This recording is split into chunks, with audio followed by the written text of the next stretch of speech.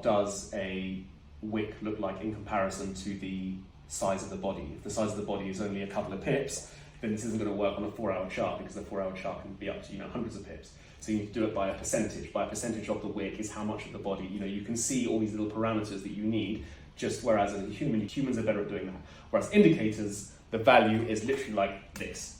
And so you can be like, if the price above, is it that? Is it in these ranges? Is it out of these ranges? It's a lot easier to also optimize and see that this works on the higher time frame, or with an EMA of 50 as opposed to 60, or RSI of 23 instead of 18.